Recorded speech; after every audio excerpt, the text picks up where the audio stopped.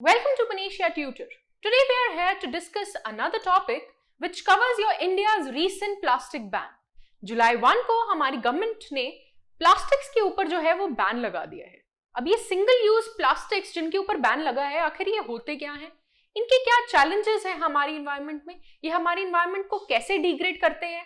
To understand all these scenarios हम आज की इस वीडियो को जो है वो डिस्कस करने जा रहे हैं। So let's begin with our today's presentation.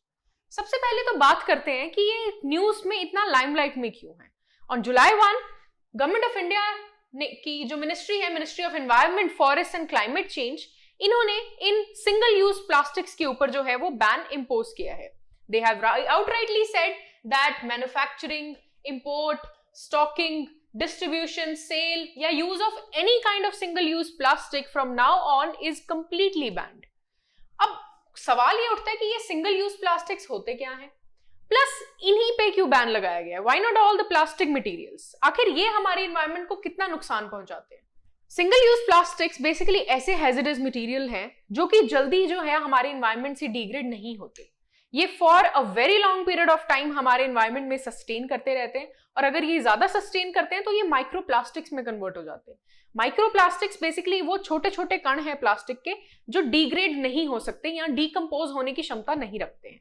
तो अगर सिंगल यूज प्लास्टिक्स की बात करूं तो ये इवेंचुअली इन माइक्रो प्लास्टिक्स में कन्वर्ट हो जाते हैं।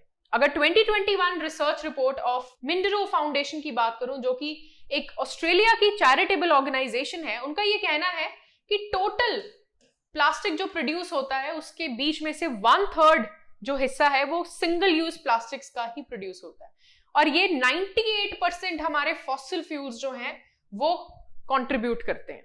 सो ऑल इन ऑल इसके इतने ज्यादा हैजर्डस इंपैक्ट्स हैं हमारी एनवायरनमेंट में कि इसे इग्नोर करना जो है वो समझदारी में नहीं काउंट होगा। अब ऐसा नहीं है कि प्लास्टिक के एक ही फॉर्म है हमारी मार्केट में। प्लास्टिक हैज डिफरेंट फॉर्म्स, जैसे कि PET, HDPE, HDPE, HD, HDL, HDL, HDPE, LLD, PE, PVC, पॉलीप्रोपिलाइन, ये डिफरेंट काइंड ऑफ प्लास्टिक्स जो है हमारी मार्केट में यूज होते हैं।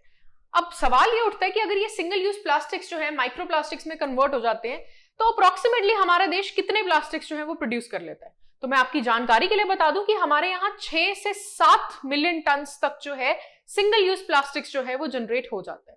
डेफिनेटली इनको डीकम्पोज करना या डिग्रेड करना हमारे एनवायरनमेंट में नेक्स्ट टू इम्पॉसिबल हो जाता है, जिसकी वजह से हमारे यहाँ इनके ऊपर बैन लगाना जो है अनिवार्य हो चुका है। क्योंकि हमारा ग्लोबल टेम्परेचर इतना ज्यादा इंक्रीज हो चुका है, हमारे ओशन रिसोर्सेज डिप्लीट हो रहे हैं, हमारा एनवायरनमेंट अफेक्ट हो रहा है, हमारी सस्टेनेबिलिटी इज अंडर क्वेश्चन। तो इन्हीं सब सिनेरियोज के चलते जो है हमें इस प्लास्टिक बैन को जो है वो इम्पोज करना पड़ा। अब बात करते हैं कि कौन कौन सी सिंगल यूज प्लास्टिक आइटम्स हैं जो इस साल बैन हुए। तो मैं आपकी जानकारी के लिए बता दूं दैट ईयरबड्स, जो कि प्लास्टिक बेस वाले ईयरबड्स होते हैं, that have been banned. Plastic sticks have been banned, जो कि आपके बलून्स के साथ जो है वो लगाई जाती हैं। Then plastic flags, candy sticks, glasses, cups, plates, thermocols, spoons, knives, ये जितनी भी कटलेरी जो वन टाइम यूज के टाइम इस्तेमाल होती है वो सब बैन हो चुकी है। देन रैपिंग, पैकेजिंग फिल्म्स, जो कि आपके स्वीट्स के ऊपर जो पैक की जाती है। देन सिगरेट पैकेट्स या कोई भी शैम्पू, टोबैको सैशेज या any kind of smaller material जो कि लेस देन 100 माइक्रोन्स है, उन सभी को जो है वो बैन कर दिया गया है। इसके अलावा पॉलिथीन बैग्स के ऊपर जो बैन है वो पहली बार इंपोज नहीं किया गया है। पॉलिथीन बैग्स के ऊपर पहले भी बैन किया गया था जिनका जो साइज है वो 50 माइक्रोन से कम होगा। This was the previous limit. अब नई लिमिट सितंबर 2021 की जो आई थी that was less than 75 microns. अब इस लिमिट को बढ़ा के by December of this year will give it to 120 microns. अब 50 माइक्रोन्स और 75 माइक्रोन्स में प्रॉब्लम सिर्फ यही है कि अगर हम इनकी लिमिट जो है वो कम करते हैं तो इन मशीन्स को जो है वो चेंज करना आसान रहता है। बट अगर 120 माइक्रोन से कम करते हैं हम इन प्लास्टिक मैन्युफैक्चरिंग मशीन्स को, तो इनको मॉडिफाई करना पड़ेगा just to make these kind of bags. तो इससे जो इंडस्ट्री ये प्लास्टिक मैन्युफैक्चरिंग या ऐसे बिजनेसेस को प्रमोट करती है, इनको काफी नुकसान पहुंचता है। But otherwise these all units less than 120 microns will be band by your December year. अब सवाल ये उठता है कि हमें इनकी जगह किन चीजों को रिप्लेस करना है। इनकी जगह ऐसे प्रोडक्ट्स को लेके आना है जो कि easy to recycle, easy to reuse और बायोडिग्रेडेबल इन नेचर हो। बट इन प्लास्टिक्स का एक अच्छा ऑल्टरनेटिव ढूंढना ही हमारे लिए एक सबसे बड़ा चैलेंज बन चुका है। According to Plastic Waste Management Rules of 2016, कोई भी सैशेस को स्टोर करना, सैशे यानी कि छोटे छोटे जो पाउच आते हैं आपके प्लास्टिक के, स्टोर करना पैकेज में, या फिर गुटखा, टोबैको या पान मसाला के लिए यूज करना, इन सभी को बैन कर चुके हैं under this plastic waste management of 2016. So these all items have been under consideration. अब ऐसा नहीं है कि ये बैन पहली बार इंडिया में इंपोज हुआ है, यानी कि ये जुलाई 1, 2022 वाला बैन पहला नहीं है. इससे पहले भी हमने 1999 में पहली बार जो है प्लास्टिक्स के ऊपर, प्लास्टिक्स की यूज के ऊपर जो है वो बैन लगाया था, particularly in your single used plastics.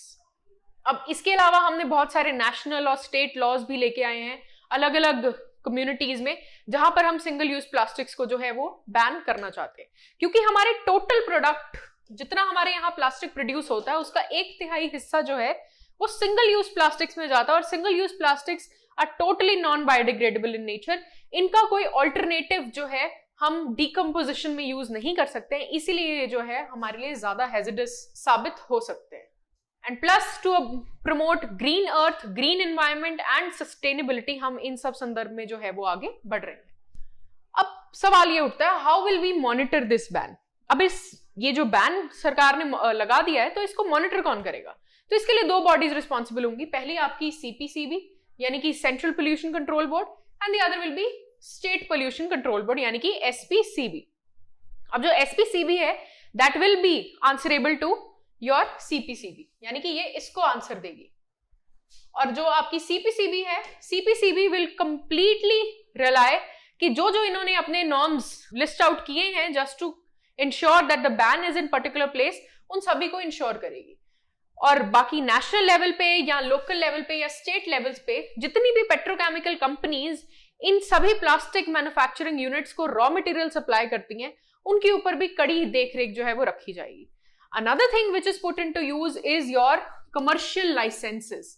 अब जिन जिन कंपनीज को या जिन जिन फर्म्स को plastic manufacturing of single use plastics के कंसिडरेशन में जो भी कमर्शियल लाइसेंसेस पहले से दिए हुए हैं, उन सभी को वापस ले लिया जाएगा या फिर रेवोकेट कर लिया जाएगा.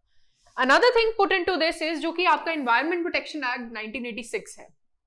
अगर इन सभी प्रोविजंस में कोई भी प्रोविजन वायलेट की जाती है, तो under your environment protection act या तो आपको सजा मिल सकती है या फिर आपको फाइन जो है वो पे करना पड़ सकता है. अगर मैं सजा की बात करूं तो it is up to 5 years of imprisonment, और else you have to pay a fine of 1 lakh, या फिर एक्सट्रीम केसेस में if you are violating the environmental norms relating to the plastic use, तो आपको दोनों का सामना जो है वो करना पड़ सकता है. तो these are some of the major provisions जो कि आपके बैन को इंश्योर करने के लिए हमारी सरकार द्वारा कड़े कदम जो है वो उठाए जा रहे हैं.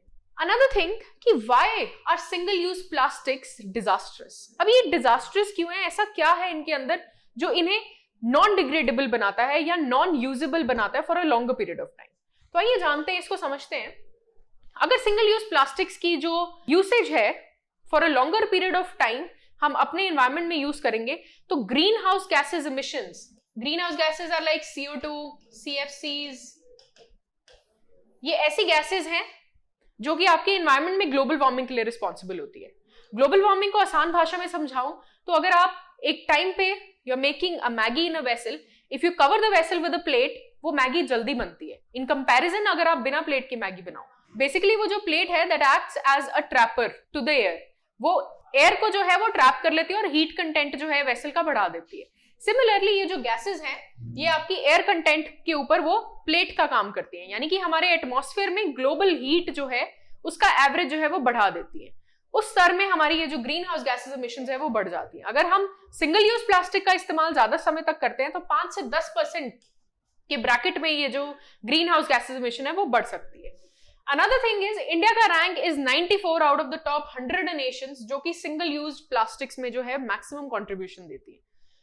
Another thing to be noticed is हमारे यहाँ on an average 4 kg garbage जो है पर पर्सन ईयरली जो है वो सिंगल यूज प्लास्टिक की फॉर्म में जो है वो दिया जाता है. And this amounts to an average of 2.9 million tons जो कि हम यहाँ से इंपोर्ट करते हैं. Another thing जो हमारी सिंगल यूज प्लास्टिक्स हैं, they turn into microplastics as I have told you earlier. तो ये जो माइक्रोप्लास्टिक्स हैं इवेंचुअली हमारी फूड सप्लाईज में या हमारी फूड चेन्स में जो एंटर करते हैं और हमारे बॉडीली फंक्शंस को जो है वो काफी नुकसान पहुंचाते हैं. So this is another scenario कि हमें सिंगल यूज प्लास्टिक्स जो है कितने ज्यादा हैजर्डस फॉर्म में मिल रहे हैं. अब ऐसा नहीं है कि हमने सिर्फ India as in domestic level पे ही सिंगल यूज प्लास्टिक्स को बैन किया है. There are some other initiatives as well जो कि हमने लिए हैं in context of reducing our plastic waste generation. तो सबसे पहला इनिशिएटिव आता है इसके अंदर a 2 month long awareness campaign, या जिसे आप सोशल कैंपेन कह सकते हो.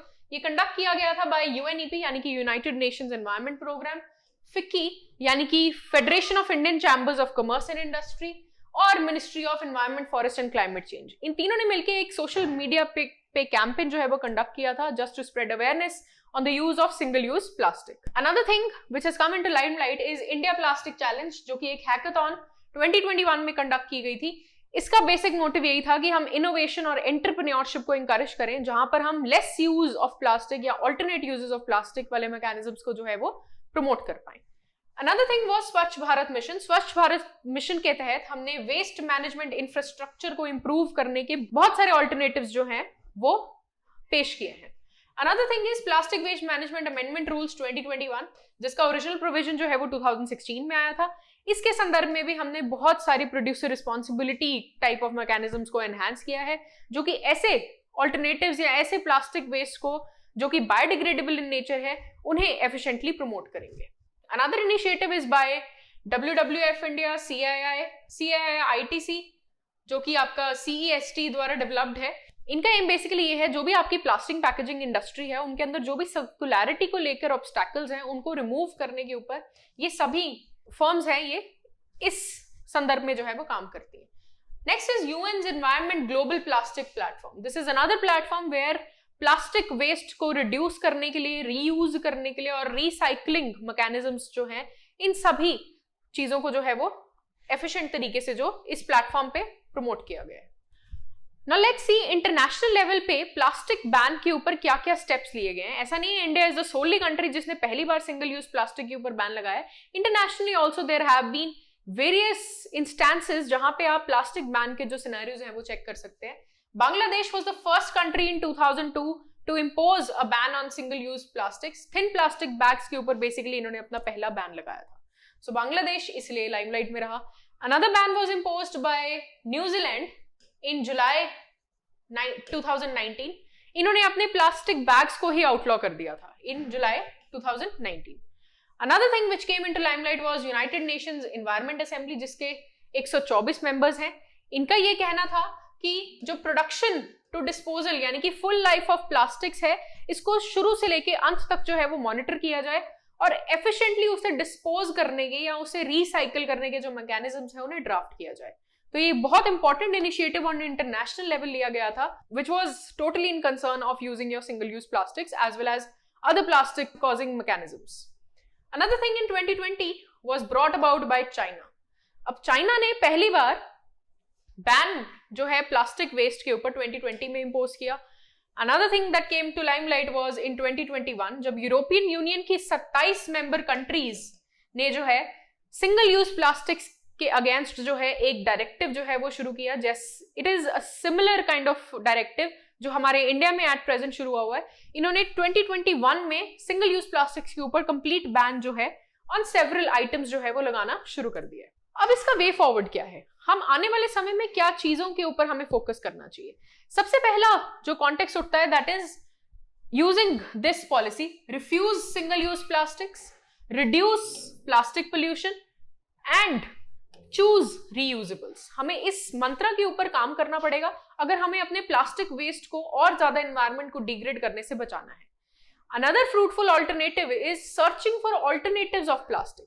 अब क्योंकि प्लास्टिक बहुत ही चीप और कन्वीनियंट सोर्स है तो everybody can afford this cheap and convenient source, but जो इसके ऑल्टरनेटिव्स हैं in comparison to it are very expensive. तो हमें उस कॉन्टेक्स्ट को माइंड में रखकर नए ऑल्टरनेटिव्स जो हैं वो सोचने की जरूरत है और उनके ऊपर इफेक्टिवली काम करने की जरूरत है. CPCB जो कि आपकी सेंट्रल पोल्यूशन कंट्रोल बोर्ड है, इन्होंने कहा है कि हमें सस्टेनेबल पैकेजिंग गाइडलाइन जो है उसे मेंशन करने की जरूरत है ताकि हम आज के नीड्स को मद्देनजर रखते हुए हमारी फ्यूचर जनरेशंस को भी केटर कर सके in terms of your plastic waste management. Another thing is a thorough strategy to halt plastics imports और production। हमारे देश में कितनी प्रोडक्शन होगी प्लास्टिक्स की और कितना प्लास्टिक हम बाहर से इंपोर्ट करेंगे, उसके ऊपर एक थॉरो स्ट्रैटेजी जो है वो बनानी पड़ेगी।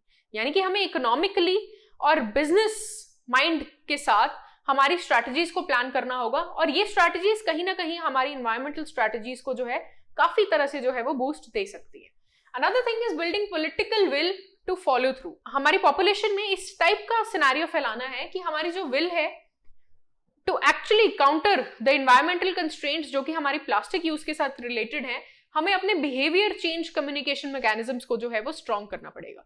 अगर हमारे बिहेवियर चेंज मैकेनिज्म्स को हम स्ट्रॉन्ग कर सकते हैं तो ये जो हम अवेयरनेस फैलाएंगे on different parameters will definitely come into effect. Another thing is standard operating procedure for awarding your biodegradable plastics जो है वो मैकेनिज्म में रखना चाहिए। यानी कि if anybody does good for the environment, उसे डेफिनेटली कुछ ना कुछ टाइप का अवार्ड जो है वो देना चाहिए।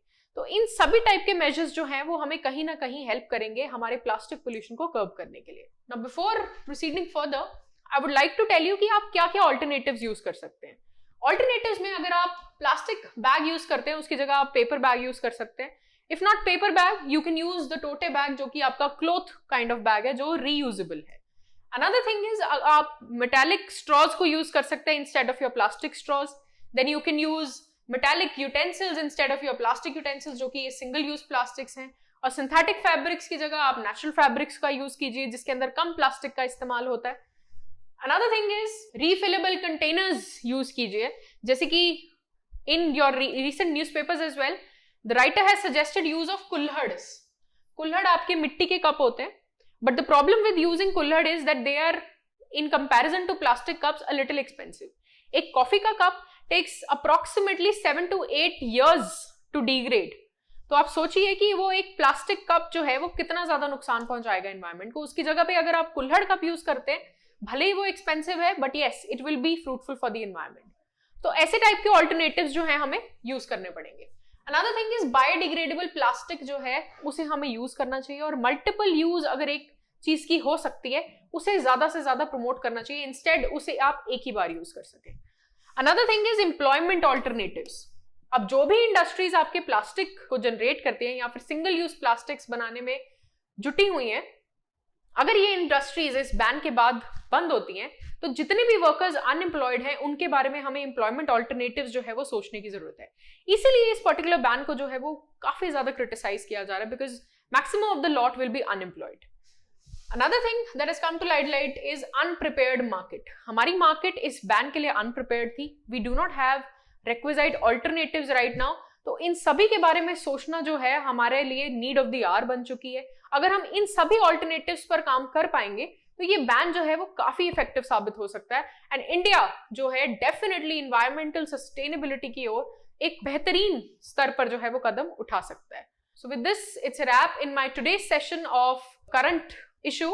So I hope you like the content of our video. So please don't forget to like, subscribe and share Panisha Tutor. Thank you so much.